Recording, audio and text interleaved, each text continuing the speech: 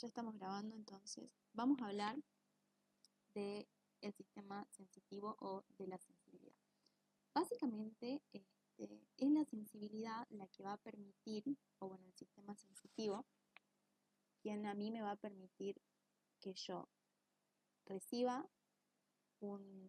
información, que capte información del medio y que esa información sea conducida y a su vez que yo elabore una percepción a nivel de las vías corticales superiores y que yo sepa qué es lo que me está informando, valga la redundancia, este estímulo que proviene de vías aferentes, ¿sí? Siempre aferente es lo que está yendo y eferente es lo que está viniendo. O sea, aferente es lo que está subiendo y eferente es lo que está bajando, ¿sí?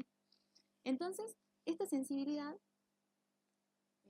el sistema nervioso central, tiene sus mediadores, ¿sí? Los mediadores, además de ser las neuronas y los neurotransmisores, principalmente son los receptores, ¿sí?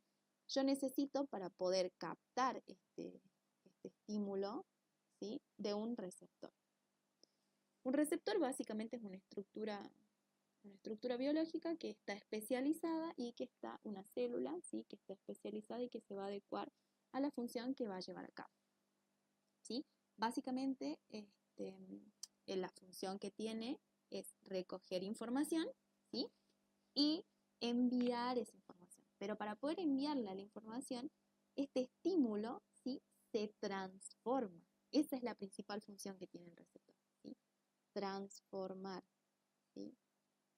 Transformar que un estímulo que puede ser mecánico, que puede ser químico, que puede ser térmico, en un potencial de acción, ¿sí?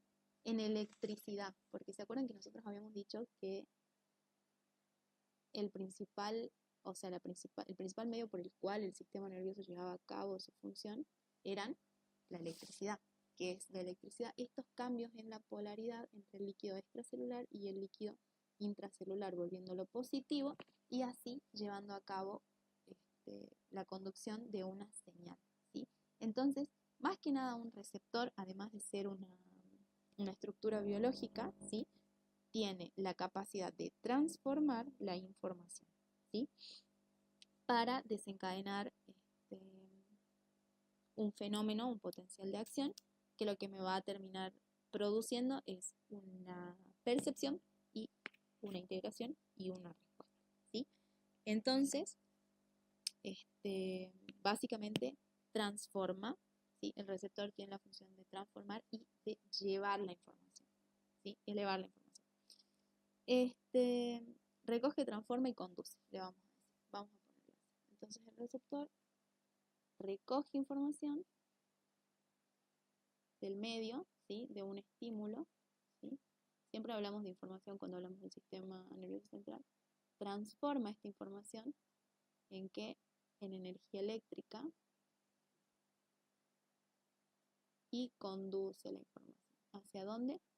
Hacia las áreas corticales, ¿sí?, hacia la corteza cortical. Bien. Entonces, así quedaría la función de un receptor: recoger, transformar y conducir, ¿sí? Básicamente que estos estímulos sabemos que pueden ser diversos, que pueden ser variados, y que el potencial de acción se desencadene o se lleve a cabo, básicamente requiere de la misma fisiología del potencial de acción en sí. Si tiene su umbral, que lo tiene que pasar para que se produzca el todo o nada, se desencadene la despolarización y después se produzca la repolarización o, bueno, la hiperpolarización, ¿sí? Sabemos que estos procesos de hiperpolarización o de despolarización van a estar mediados según la señal que habíamos hablado en la sinapsis, sea de tipo excitatoria o de tipo inhibitoria, ¿sí? Otra cosa que habíamos hablado cuando hablamos del fenómeno de amplitud, ¿sí?, era que cuando yo tenía un mayor estímulo, obviamente iba a tener un mayor potencial de acción, y si esto se prolongaba en el tiempo, también voy a tener una mayor frecuencia en las descargas, ¿sí? Entonces, básicamente, estos receptores, cuando transmiten la información, sí van a tener la amplitud y la frecuencia, que van a ser las variaciones que a mí me van a determinar cómo yo voy a percibir esta información que, que me están transmitiendo, ¿sí? Básicamente, la amplitud, habíamos dicho que era cuánto mide este potencial de acción, ¿sí? Y la frecuencia son las veces que se da en el tiempo, ¿sí? Espero que eso haya quedado claro, porque esto en realidad lo que va a hacer es determinar el estímulo, ¿sí? Esto lo determina el estímulo. Primero, según cuán intenso sea para la amplitud y cuánto se prolongue en el tiempo para la frecuencia. Entonces, intensidad y tiempo que van a depender del estímulo, ¿sí? Hasta ahí se entiende. Esto es lo que hablamos cuando yo les hablé de la sinapsis y de los potenciales de acción y de lo que van a desencadenar. ¿Cómo van? ¿Bien? Sí, sí, sí. ¿Qué es lo que va a producir entonces? Puede producir la apertura de canales iónicos y también puede producir la síntesis o la liberación de diferentes enzimas según las vías que actúe la respuesta, ¿sí? De este estímulo, o cómo va a conducir este receptor el estímulo hacia las áreas corticales superiores. ¿Ok? Bueno, estos receptores a su vez tienen una clasificación, ¿sí? Los receptores se van a clasificar según el estímulo que van a recibir, según el sistema, o sea, qué es lo que están captando, cuál es la sensación que están captando, y según su velocidad, ¿sí? Vamos a escribirlo acá. Clasificación. Tengo un hambre, chicas. Se clasifican según el estímulo que puedan percibir, ¿sí? En mecanorreceptores,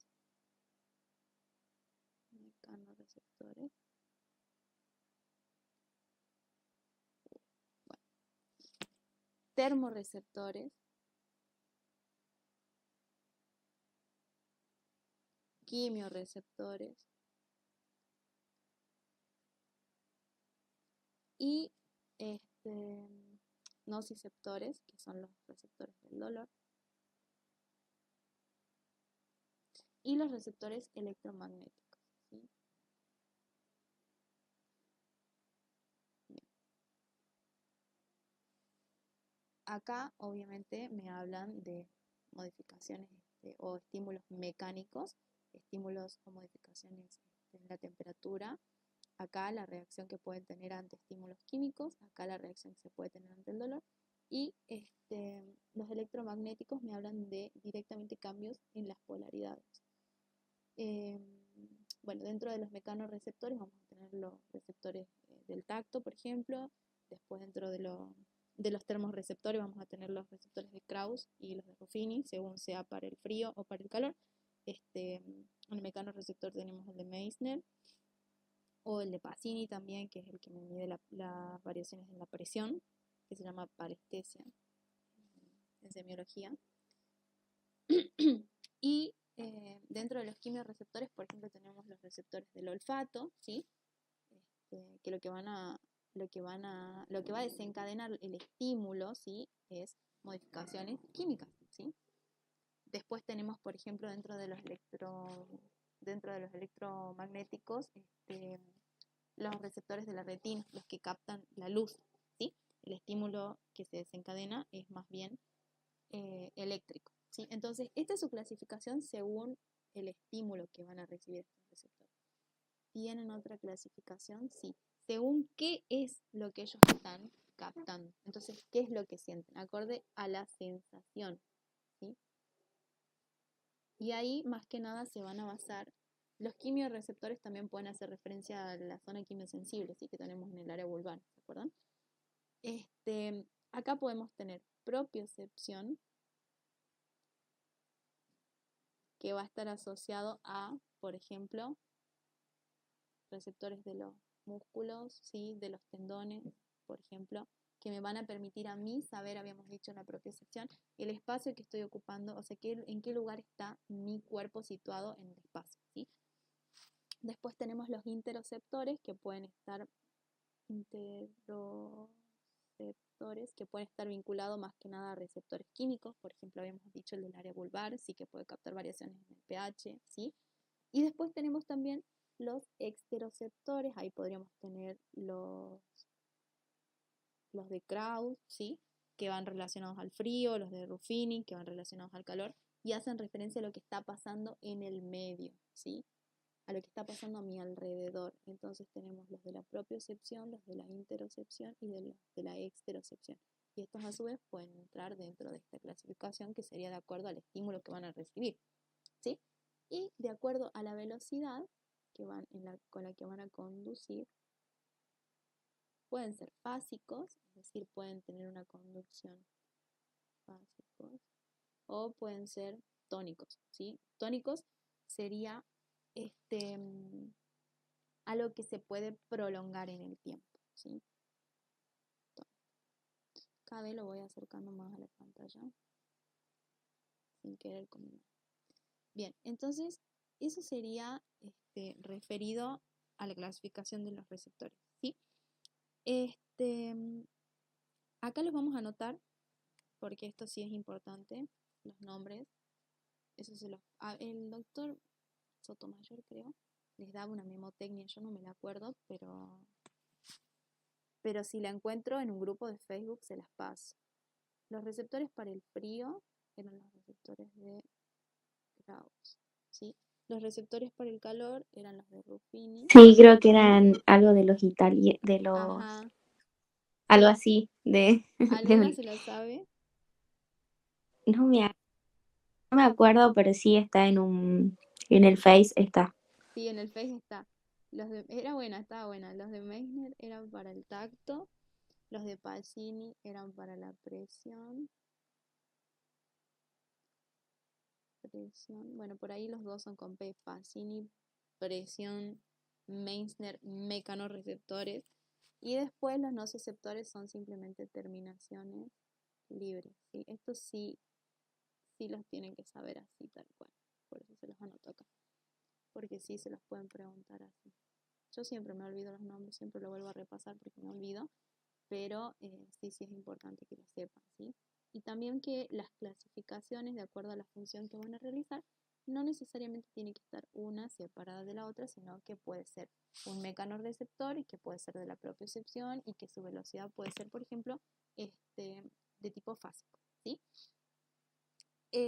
Básicamente los receptores de la sensibilidad tienen la capacidad, ¿sí?, de adaptarse a los estímulos, más que nada los que forman parte de las sensaciones de propiocepción, ¿sí? ¿Por qué? Porque yo, por ejemplo, cuando entro a un lugar que hace calor, ¿sí?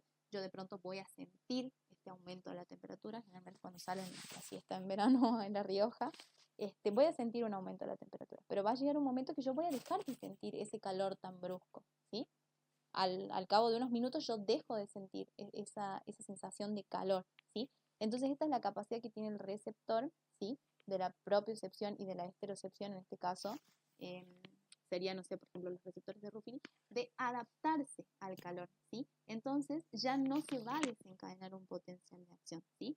Sino que ese potencial de acción se ha desencadenado, se ha enviado a las vías corticales y esas vías de excitación neuronal ya se han inactivado, ya no se desencadena otro potencial de acción, ¿sí? Entonces mi receptor se ha adaptado, yo ya dejo de sentir calor, ¿sí? En cambio, si yo estoy expuesta constantemente a una situación, por ejemplo, o a una situación que me desencadene dolor, o los receptores del dolor, son de tipo tónicos y no generan adaptabilidad. O su proceso de adaptabilidad es más bien lento, ¿sí? ¿Por qué yo no me debo adaptar al dolor?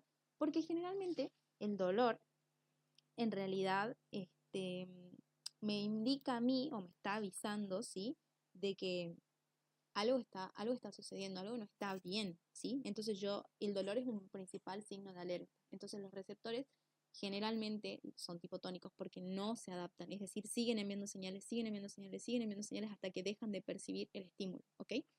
Bien, otro tipo de ejemplo de la adaptabilidad puede ser cuando yo agarro una lapicera con la mano, ¿sí? Lo más básico, ¿sí? Receptor de Pacini, por ejemplo, de la presión. Y a nivel cutáneo, yo primero sé que estoy agarrando la lapicera, ¿sí? Esta señal se está enviando a través de un receptor que lo que ha hecho es recoger este estímulo de que yo estoy agarrando la lapicera, lo ha transformado en una señal eléctrica que ha viajado en modo de potencial de acción hacia la médula espinal, ha entrado seguramente por el área posterior y después se ha decusado a nivel del bulbo, porque estamos hablando del tacto fino, si sería la vía dorsolemnisco-medial, ha subido hacia la corteza y ha llegado al área 3, 2 y 1 y le ha informado qué es lo que está pasando, entonces esa vía ya no se vuelve a estimular, ¿sí? Yo ya sé que tengo la lapicera, entonces de pronto yo siento que la lapicera es parte de mi mano, ¿sí? De todas formas ya voy a explicar bien a detalle las vías, pero básicamente es eso, ¿sí? Esa es la adaptación. Cuando yo no necesito informar a las vías superiores, es decir, se interrumpe a nivel del tronco y del puente. O sea, a nivel mesencefálico, siempre se determina si el estímulo que yo estoy recibiendo va a terminar de llegar o no al sistema nervioso central, ¿sí? Bien, ¿eso se entendió? Sí. Bueno, ahora vamos a hablar Yo también entendí. Qué bueno, qué bueno. Ahora vamos a hablar del campo de recepción, ¿sí? El campo receptivo. ¿Qué es el campo receptivo? Básicamente es la zona en la que yo voy a tener las terminaciones, ¿sí? de estas células modificadas, que lo que van a hacer es recoger estímulo. Y básicamente acá, lo único que yo necesito que ustedes entiendan es que yo voy a tener una zona, por ejemplo esta, ¿sí? Esta es la zona donde yo voy a, el campo receptivo, ¿sí? Esta es la zona de la periferia, y acá voy a tener receptores. No va a ser lo mismo esta periferia donde yo tenga dos terminaciones nerviosas, ¿sí? Por ejemplo, nociceptores, que una periferia donde yo tenga todas estas terminaciones nerviosas que provengan de diferentes axones y de diferentes cuerpos neuronales, que esta en la que yo tenga un solo cuerpo neuronal y una sola terminación que además me cubre un espacio mucho más reducido, ¿sí? En el caso de que yo acá tenga un campo más extenso y menos receptores, yo voy a tener menos estímulo. ¿Por qué? Porque voy a tener menos capacidad de captar este estímulo, ¿sí? ¿Se entiende? En cambio, por ejemplo, si yo tengo un campo menor, es decir, que está más cubierto, ¿sí? por los receptores, tengo mayor capacidad de sensar que algo está pasando, entonces voy a tener una mayor conductancia de estas señales, ¿sí? Entonces voy a tener un mayor estímulo. Básicamente lo que tienen que entender es que el campo está relacionado con el espacio, ¿sí? El espacio físico y la cantidad de receptores. A menor espacio, más receptores puedo tener. Si yo tengo más espacio y tengo pocas terminaciones, a su vez también voy a tener menos estímulo. ¿Por qué? Porque yo tengo que estimular, por ejemplo, acá, acá y acá, y solamente voy a desencadenar un potencial de acción. En cambio, si yo acá tengo un estímulo acá, acá y acá, y probablemente me desencadene dos potenciales de acción, ¿sí? Entonces, por este fenómeno de sumación espacial, yo voy a tener más potenciales de acción que se van a desencadenar y que me van a llevar la información, ¿sí? Más o menos con respecto a los campos receptivos, eso es lo que necesito que ustedes entiendan, ¿sí? Ahora, bueno, básicamente este sistema nervioso, la parte sensitiva, tiene la capacidad también de desarrollar la agudeza, que es distinguir la distancia, digamos, mínima a la que se deben separar dos estímulos para que se puedan percibir como diferentes, ¿sí? Tiene la propiedad de la agudeza. Nosotros hablamos de que yo requiero un espacio mínimo que es de aproximadamente 50 milímetros, ¿sí? Para que yo pueda discernir que dos estímulos son diferentes, ¿sí? Si no, yo los voy a percibir como iguales. ¿Me explico? Van a viajar por la misma vía y van a desencadenar la misma respuesta. Entonces, la agudeza es la capacidad que yo tengo de distinguir que dos estímulos están separados, ¿sí? Es una de las propiedades que tiene el sistema nervioso sensitivo, ¿sí? La agudeza. Otro concepto que es importante y que ustedes no se pueden olvidar son los dermatomas, ¿sí? ¿Se acuerdan cuando vieron anatomía que había segmentos de la piel que estaban inervados por un mismo nervio, ¿sí? En los dermatomas, que era un hombrecito que estaba dividido y pintado de diferentes colores que provenían del mismo segmento medular, ¿sí? Cuando vemos la clasificación de Rexed. Bueno, los dermatomas son importantes para que yo pueda distinguir que capaz yo tengo una lesión a nivel medular, ¿sí? Y que tengo disminuida, por ejemplo, la percepción o la sensación de ese lado, ¿sí? ¿Me explico? De ese lado que inerva el dermatoma. Entonces tengo diferentes zonas que van a estar afectadas porque provienen del mismo dermatoma. No sé si se acuerdan que era un dibujito de un hombrecito así, por ejemplo, este bracito, y que tenía divididas acá estas zonas, y todas estas estaban pintadas de verde, que significaban que a nivel medular tenían el mismo origen. Entonces, si yo tengo una lesión a nivel de esa neurona que sale de ese sector medular, probablemente tenga disminución de la percepción en toda esa zona, ¿sí? ¿Se entendió? Sí. Esto nos permite entender el concepto del dolor cuando es referido, que eso seguramente lo viste en semio vos. Ay, ¿cómo era tu nombre? Es con él. Maru, sí, Maru, sí. perdone que no te vi mucho en clase, entonces no me acordé. Ros siempre me acuerdo porque siempre va a la clase y siempre me hace muchas preguntas.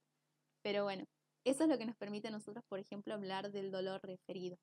Cuando a mí me duele en un lugar que no tiene nada que ver con el origen de donde está desencadenándose ese estímulo, pero que sin embargo yo siento el dolor en otro lugar porque comparten un mismo origen a nivel medular, ¿sí? ¿Eso se entendió? Sí. Bien. Y bueno, eso sería con respecto a conceptos que ustedes tienen que saber y no se pueden olvidar, ¿sí? La agudeza, que es la capacidad de distinguir entre dos estímulos diferentes, ¿sí? Entre un espacio acá, entre un estímulo y otro, de 50 milímetros para que yo identifique uno como diferente del otro. Y otra cosa que no pueden no saber es la diferencia entre la sensación y la percepción, ¿sí? Cuando yo hablo de la sensación, estoy hablando del estímulo y del receptor que lo va a transmitir a través de la vía sensitiva. Y lo que yo voy a hacer es solamente sentir que algo está pasando. Pero cuando yo hablo de percepción, es cuando ya tengo integración a nivel cortical, ¿sí? Cuando yo hablo de percepción es porque probablemente yo ya esté sabiendo o tenga nocia o conciencia de qué es lo que está pasando. Entonces es la percepción la que va a involucrar a esto de la propiocepción y de la exterocepción y de la interocepción, ¿sí? Es lo que significa para mí este estímulo que yo estoy recibiendo. ¿Me explico? Yo lo recibo por la sensibilidad a través del receptor que me va a transformar este estímulo en una señal eléctrica y que eso se va a enviar a la corteza y de ahí, cuando llegue a niveles corticales, para mí va a pasar a ser una percepción, ¿sí? Yo voy a saber si eso proviene de donde estoy sentada, si tengo un estímulo táctil, si tengo un estímulo del medio externo, de la exterocepción, si hay calor, si hay frío. ¿Me explico? Esa es la diferencia de la sensación y de la percepción, que la sensación se va a terminar transformando en una percepción cuando llegue a niveles corticales. En nivel cortical. ¿Sí? Porque requiero de la integración de todos estos núcleos que habíamos dibujado acá, que estaban... Ay, no se puede mover. Bueno, de todos los núcleos neuronales que estaban en la periferia. ¿Sí? Bueno, ya se me tildó. Ay, chicas, mi compu me anda súper mal. Pero bueno, un claro ejemplo es, por ejemplo, cuando yo capto a través de los receptores electromagnéticos. Disculpa, Sí, ¿cómo dijiste que la sensación se convierte en percepción. cuando pasa a los niveles de qué era? Cuando pasa a los niveles corticales, ¿sí? Mientras yo llego a la corteza, acá, mira, es por eso quería subir de coso, pero no sé por qué no me deja. Se trabó. Pero cuando yo les había hecho el dibujito del cerebro, ¿se acuerdan que yo les decía que en la periferia, ¿sí? Nosotros teníamos, a ver, voy a ver si puedo subir más. Ahí está. Acá. Esto sería mi humilde cerebro dibujado ahí. Pero en la periferia yo tengo los núcleos neuronales. ¿Se acuerdan que la profe Sol les había puesto, a ver, vamos a abrir un Google, les había puesto áreas de Brodmann? A ver, más o menos a modo explicativo, ¿sí? Ya que no hice diapo. ¿Se acuerdan que la profe Sol les había graficado las áreas de Brodmann y tenía los dibujitos ahí? Bueno, cuando llega acá a las áreas de Brodmann es cuando se va a transformar en una percepción, ¿sí? ¿Y qué tengo yo acá en estas áreas de Brodmann? En la periferia, núcleos neuronales con sus axones que van a converger hasta el centro. Por eso yo les explicaba que sustancia gris en la periferia, sustancia blanca en el centro, por los axones, ¿sí?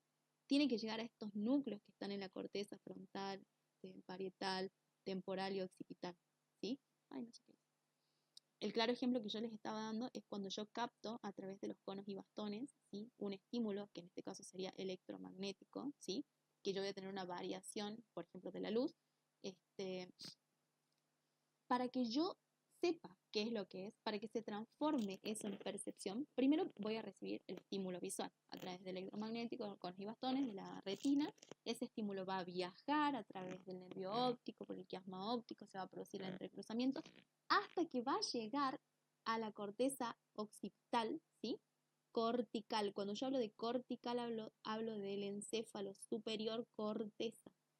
Acá después estaría el cráneo, ¿sí? Por eso hablo de estructuras corticales superiores, ¿sí? Cuando llega a la corteza, entonces esto se va a transformar en una percepción. Generalmente, el que se encarga de la visión es el lóbulo occipital. El que se encarga de la sensación es el lóbulo parietal. El que se encarga de la memoria y de las funciones motoras es el lóbulo frontal. Y el que se va a encargar de asociar todos estos, y además de, por ejemplo, el oído, es el lóbulo temporal, ¿sí? Pero a eso hacía referencia. ¿Me entendieron? Sí. Sí. Les sirvió mi dibujito. Me vacía. Ay, qué bueno, chicas. Qué bueno, cada vez falta menos, ¿sí? Entonces, estamos hablando del campo receptivo y les expliqué la diferencia entre sensación y percepción. Por favor, eso no se olviden, ¿sí? Eso es muy importante. Ahora, ¿cómo yo transmito este impulso? ¿Cómo se va a transmitir este impulso? ¿Cómo? A través de las fibras, ¿sí? Las fibras pueden tener, o sea, pueden ser de diferentes tipos. Yo tengo fibras tipo A y fibras tipo C, ¿sí? Estas fibras aferentes, ¿sí? Básicamente a través de fibras. Estas fibras, lo que las diferencia es que las tipo A están mielinizadas y que las tipo C no están mielinizadas. Entonces, una es más rápida que la otra, ¿sí? ¿Por qué? Porque no se va a producir el efecto de la conducción saltatoria. ¿Se acuerdan que yo les había explicado? Una me va a transmitir el impulso, la señal, de aproximadamente 30 metros por segundo, y la otra me lo va a transmitir en medio metro por segundo, aproximadamente, ¿sí? Claro, tenía mayor conductancia, puede ser. Claro, exactamente, esa es la palabra, tiene mayor conductancia. Una cosa que me había olvidado de decirles es que los oligodendrocitos forman la vaina de mielina a nivel del sistema nervioso central. A nivel del sistema nervioso periférico, de los núcleos que salen de la médula, los que van a formar la vaina de mielina son las células de Schwann, ¿sí? Eso no se tiene que olvidar. Que no tienen prolongaciones como los oligodendrocitos, sino que directamente se encuentran rodeando al axón, ¿sí? Lo rodean al axón, lo envuelven al axón y son unas células que se encargan de la síntesis y la liberación de lípidos, que son los que van a formar la mielina, ¿sí? La mielina es un derivado de los lípidos que funciona como aislante. En lugar de tener esas prolongaciones, esas patitas que me van a abrazar el cuerpo del axón, lo que yo voy a tener son celulitas que directamente lo van a envolver al axón. ¿Sí? Bien. ¿Me entendieron eso? Eso me había olvidado de decir. Eso tenía que ver, estoy leyendo el apunte, por eso tiene que ver con el dolor rápido y el dolor lento, ¿no? Las fibras, sí, pero yo lo de la mielina les estoy explicando que cuando estoy en el cerebro, en el sistema nervioso central, áreas superiores, voy a tener a los oligodendrocitos que van a formar la mielina. Cuando yo esté en estructuras inferiores, por ejemplo, los nervios que salen de la médula y que van a inervar, valga la redundancia, toda la periferia, todo el aparato locomotor, esos tienen a las células de Schwann, ¿sí? Esa es la diferencia. Entonces, esta mielina, ¿quién la forma? Los oligodendrocitos en sistema nervioso, oligodendrocitos en sistema nervioso central y células de Schwann en la periferia. Cuando hablo de periferia son neuronas que salen de la médula y que van a formar, que van a inervar, no sé, el plexo sacro, el plexo braquial, etcétera. Todas las neuronas que salen de la médula. Si están mielinizadas, tienen células de Schwann, ¿sí? ¿Eso se entendió? Sí, sí. Ahora, en el cerebro, los oligodendrocitos, que lo que hacían era como que abrazarla a la celulita. Ay, esta computadora se me relenta. Acá está mi dibujo del oligodendrocito, acá. Este es el oligodendrocito. Bueno, la célula de Schwann directamente es una celulita en sí misma, acá, ahí. Tiene su núcleo, sintetiza mielina, pero no es una prolongación de otro núcleo, sino son sus patitas, es una célula específica. Y esa está en la periferia. Bueno, ahora vamos a hablar de las vías por las que se va a transmitir esta información. Tenemos dos vías, ¿sí? Dos vías que nacen a nivel de la médula y que básicamente lo que las diferencia es su decusación y que algunas van a producir más estímulos que otras sobre la corteza, ¿sí? Ya las vamos a ver. Vías por las que va a viajar la sensibilidad. Tenemos la vía dorsolemnisco-medial o dorsomedial y la vía anterolateral. No sé si se acuerdan ustedes de eso de anatomía. ¿Recuerdan algo o nada? Más o menos. Bueno, Yo también, más o menos. ahora lo vamos a repasar. ¿Sí? Tenemos la vía dorsomedial. Ya van a ver que cuando los dibujemos le van a encontrar sentido a por qué se llaman así. Y la anterolateral. Estas participan de la sensibilidad, ¿sí? Solamente que una se encarga de lo que sería el tacto y la presión, ¿sí? Más que nada lo fino, y la otra se encarga de las sensaciones gruesas, por ejemplo, el dolor, el ardor, el prurito, la temperatura, ¿sí? El dorso medial se encarga del tacto fino. Este es específico, ¿sí? Se encarga del tacto fino. El anterolateral se encarga de lo grueso, lo que no es tan específico. Por ejemplo, temperatura, dolor, sexual. Viaja todo por la vía anterolateral. La sensación de todo esto va a viajar por la vía anterolateral, ¿sí? ¿Qué significa dorso medial y anterolateral? Básicamente lo que significa es, o a lo que trata de describir, es su trayecto, ¿sí?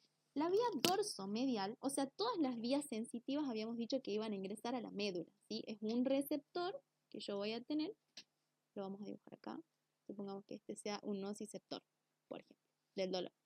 Va a ingresar a la médula, va a llegar, va a viajar a través de potenciales de acción y va a ingresar por el asta posterior de la médula, ¿sí?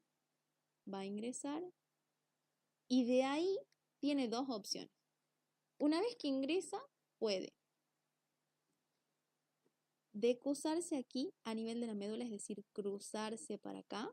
Ay, no, quiero hacerlo con otro color, así me entienden. Puede cruzarse hacia acá, hacia la cara anterior, y de ahí subir hacia las estructuras cerebrales superiores, ¿sí? Que estarían acá. Vamos a dibujar acá el encéfalo, ¿sí? Puede decusarse y subir hacia las estructuras cerebrales superiores, y en ese caso estaríamos hablando del sistema anterolateral, que es decir, que se decusa hacia la parte anterior. Ay, no, ya me quedé hablando solo. Vamos a poner pausa. Para no agarrar así. Ok, está.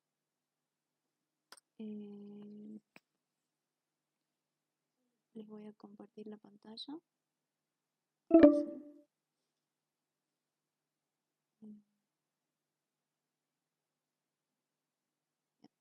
¿Están viendo mi pantalla ahí? Sí. Sí. No sé por qué me dice que no se pudo compartir, pero bueno, ignoraremos eso. Bueno, entonces estábamos hablando de las vías anterolateral y dorsomedial, ¿sí? Acá voy a poner la dorsomedial de otro color, así después podemos hacer la diferencia. Básicamente se decruza, yo les estaba explicando, ¿sí? Se entrecruza y asciende. Eso sería la anterolateral. Es decir, ¿qué significa? Se cruza por la porción lateral y por la porción anterior, ¿sí? Hacia, y ahí va a ascender hacia los segmentos superiores o corticales, ¿sí? Hacia las vías corticales. Ahora, la vía dorsomedial también ingresa por el asta posterior, ¿sí? También va a ser otra acción que ingresa por el asta posterior. Ay, no. Pero, esperen, yo les voy a dibujar acá con el rosadito. Esta que lo que va a hacer es subir, ¿sí? Se va a ir. Ahora, esta también ingresa por el asta posterior, pero sube por el mismo lugar, supongamos que ingresa por el asta posterior izquierda en este caso, y a nivel del bulbo, ¿sí? Se cruza y sube, ¿sí? O sea, este entrecruzamiento, supongamos que acá estaría el bulbo, ¿sí? Se da a nivel del bulbo. Eso es lo que las diferencia. Y que va a terminar ascendiendo por la columna dorsal, ¿sí? Hacia la corteza somatosensitiva, que estaría en el área 3, 1 y 2 de Brodmann. Sería post-rolándica, ¿sí? Ya la vamos a ver. Entonces, ¿cómo va a viajar esta vía? Bueno, básicamente la vía dorsolemnisco-medial va a viajar desde el asta posterior de la médula hacia el bulbo. Aquí va a tener, va a pasar por el tálamo, lo vamos a dibujar acá el tálamo, ¿sí? Ambas pasan por el tálamo. Y a nivel del tálamo va a subir directamente hacia el área 3, 1 y 2. ¿Sí? Esta va hacia el área 3, 1 y 2. ¿Sí? Ahora, la vía anterolateral va a tener un recorrido bastante similar, es decir, se va a cruzar a nivel medular y va a ascender, ¿sí? Por la porción anterior, a nivel de esta que ascendía por la porción lateral, ¿sí? Y va a llegar al tálamo y al área 1 y 2, ¿sí? De Brodmann. ¿Dónde van a estar estas áreas? En el lóbulo parietal. Tenemos frontal, parietal, temporal y occipital, ¿sí? Es el parietal el que va a tener las áreas 3, 1 y 2 de Brodmann. Yo tengo el frontal acá, el parietal acá, el occipital acá, ¿verdad? Este era el frontal que estaban viendo con el profesor, que lo divide la asesora de Rolando, ¿sí? Acá lo vamos a hacer en otro color rojo. Por eso decimos que estas áreas, ¿sí? La 3, 1 y 2, son post-rolándicas, ¿sí? Y la vamos a dibujar acá. 1 y vamos a dibujar también una 2 acá, que ya vamos a ver que son diferentes, ¿sí? Entonces, ¿qué es lo que van a transmitir? Habíamos dicho, esta era como más específica, más fina, porque era la que se encargaba de el tacto fino o el que puede discriminar y también la palestesia o la presión a través de los corpúsculos de Passy. Y la vía anterolateral transmitía el tracto grueso, el dolor, la temperatura, el ardor y los estímulos de la vía sexual, ¿sí? Si yo digo entonces que se encarga del tacto, ¿de qué receptor voy a estar hablando? A ver si me prestaron atención. El tacto fino. De los corpúsculos de Meissner. No. Ya que no me respondía ninguna. Entonces, por ejemplo, voy a estar hablando de Meissner y de Passy, ¿cierto? Y además, yo, si transmito información tan específica, se supone que mi campo receptivo es este, es pequeño. O sea, tengo menor periferia y más receptores para que pueda ser más específica la señal. Entonces, menor campo receptivo. ¿Sí? Bien. Ahora, si yo hablo de la temperatura, ¿de quién estoy hablando? ¿De qué receptor estoy hablando? De Krauss y Ruffini. De Krauss y de Ruffini. Muy bien. Si hablo de los receptores del dolor, Eran de... Ay, de Merkel, ¿o no? no No me acuerdo de nociceptores. eso. Son los nociceptores. Los nombré por acá, los anoté. Terminaciones libres o nociceptores. ¿Sí? Ellos son los que se van a encargar, en este caso, de la percepción del dolor. ¿Sí? Entonces yo ¿De tendría... Merkel? ¿De qué eran? No me acuerdo los de Merkel, la verdad. Los tendría que ver, los tendría que buscar. No los vi en lo que estuve leyendo, pero sí sé que el dolor son terminaciones nerviosas libres. ¿Sí? Les busco y les digo qué es. No les digo porque la verdad que no me acuerdo. De Yo tengo Merkel dice que son que presión. También de la presión. Sí, Bueno, de adaptación lenta. puede ser porque en el apunte de texto dice localiza las sensaciones táctiles en zonas específicas de la superficie corporal y en la determinación de la textura de lo percibido. entonces probablemente estén acá los de Merkel también. ¿Sí? Probablemente, muy probablemente estén acá. ¿Sí? Bueno, entonces, probablemente en estos yo también tenga un campo receptivo que sea más amplio para un menor número de receptores, ¿sí? Porque no es muy específico. ¿Me explico? Entonces, el campo receptivo va a estar aumentado, ¿sí? Voy a tener más campo receptivo, o sea, va a ser más grande, por así decirla, la periferia, y va a haber como que menos especificidad de lo que sería la información, ¿sí? Ahora, cuando nosotros estábamos hablando de las áreas y de la corteza y de las áreas corticales, ¿sí? Yo tengo que se encuentra en el lóbulo parietal, que se denomina corteza somatosensitiva, ¿sí? Anatómicamente lo más importante que ustedes tienen que saber es que es porro lándico, que está detrás de la corteza frontal y que lógicamente actúan en conjunto, ¿sí? Todas las áreas actúan en conjunto, ¿sí? Yo tengo dentro de la corteza, ¿sí? 6 capas, o sea, son 52 las áreas de Brodmann. Pero dentro de la corteza voy a tener capas de profundidad, o sea, no sé cómo explicarles, no sé cómo explicarles y que ustedes me entiendan. Básicamente, a medida que yo voy progresando hacia aquí, voy a tener niveles, capas, en los que se va a organizar la corteza cerebral, ¿sí? Que sería esta. Y estas capas se van a encargar de diferentes funciones. Son 6 las capas, ¿sí? Tengo la capa 1 y 2. Lo que va a hacer es transmitir el estímulo, ¿sí? La capa 1 y 2 básicamente transmiten un estímulo desde los centros, ¿sí? Transmiten el estímulo y son probablemente las más inferiores, ¿sí? Acá tendríamos, por ejemplo, la 1 y la 2, antes de que yo llegue a las superiores, que acá que tendría yo los núcleos de las neuronas, ¿sí? Acá tendría después los terminales axónicos. ¿Me van siguiendo? Entonces, cuando yo hablo del orden en las capas, hablo de la disposición en la que se encontrarían las neuronas, ¿sí? Entonces tengo el área 1 y 2 que se van a encargar de recibir este estímulo. El área 2 y 3, ¿sí? Que lo que van a hacer es relacionar las diferentes áreas. Estarían más o menos acá, ¿sí? Después tengo el área 4, que ya se va a encargar de la aferencia, ¿sí? De recibir estímulos aferentes, ¿sí? Acá, en el área 4 más o menos.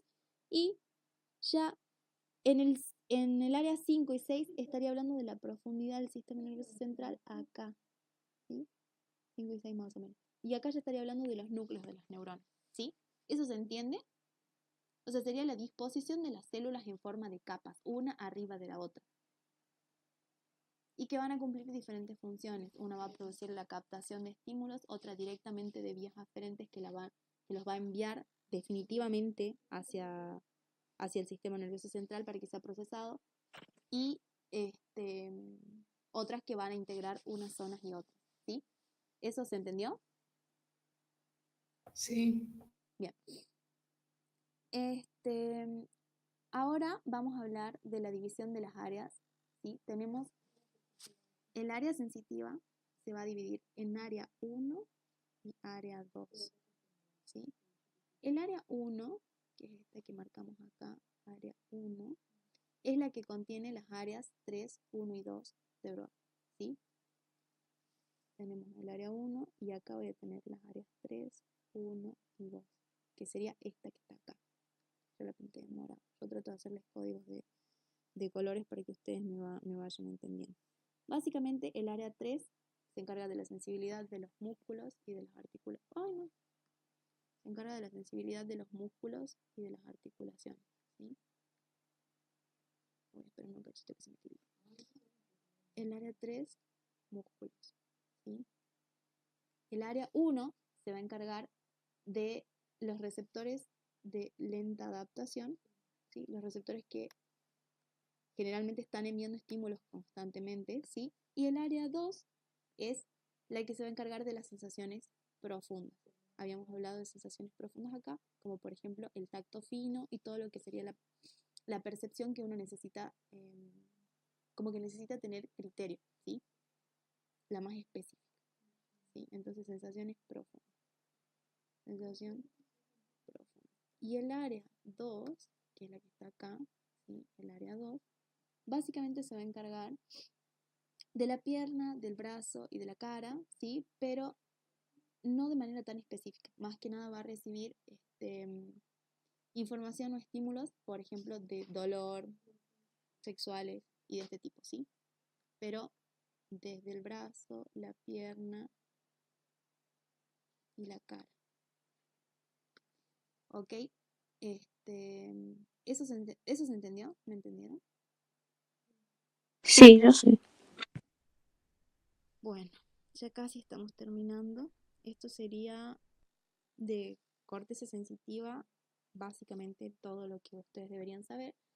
Otra cosa que es importante que sepan es que la vía anterolateral no siempre va a llegar a la corteza superior, ¿sí? Hay veces que si no es necesario que yo tenga como que integrar la sensación, simplemente la voy a sentir y se va a quedar en niveles corticales medios, ¿sí?